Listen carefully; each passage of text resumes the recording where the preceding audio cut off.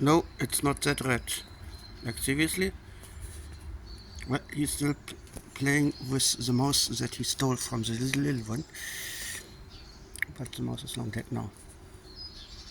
It's like 2 centimeters long, very small young mouse.